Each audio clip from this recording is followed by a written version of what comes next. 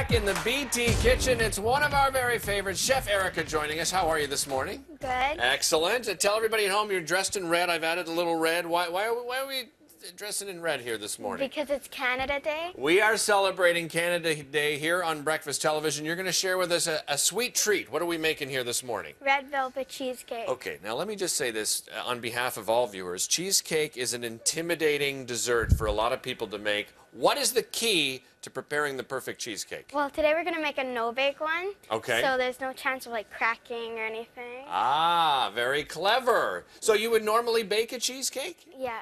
Can it be tricky?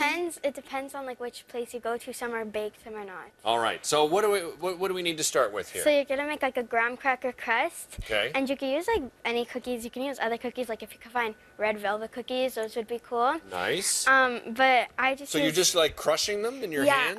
No, I just use a food processor, but you could also put them in a bag and like just bash them with a rolling pin. Now that would be fun, right? Yeah, and then you Get a little aggression out at the same time? Yeah, and you add to that about 2 tablespoons of sugar and some butter, melted butter, and you let that chill in the fridge while you make your cream cheese mixture. So you're not even baking this? No, it's all Oh my goodness, this is easy. The only thing that you have to bake is the red velvet cake.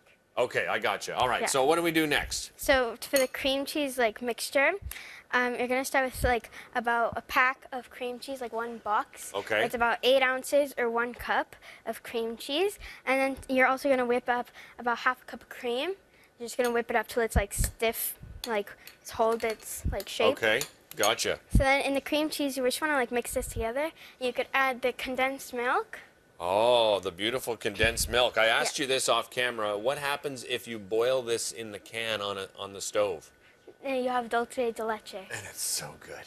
It's so delectable. All right, the whole thing in? Yeah. Okay, here we go.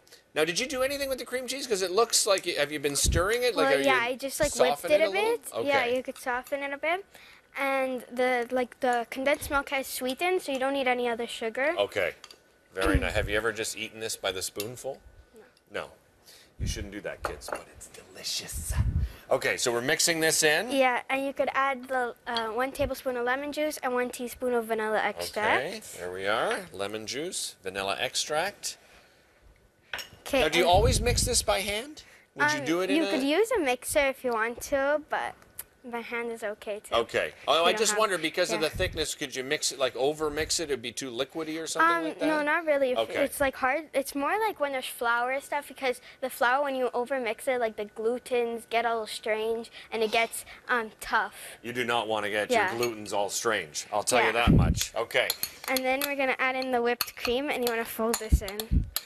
Oh, the fold. Okay, I know the folding, right? We just do this. Yeah. Nice and gentle. Why the folding? Because like we whipped in air to the cream, so if you like beat it hard, you're going to like smush all that air out. Okay. So it like will like How's lose my its folding? volume. It's good. You're used to being judged. I'm not. So We should remind people, you know, why you're famous. Because you won, right? Chopped Canada Junior. Yeah. You're an absolute superstar.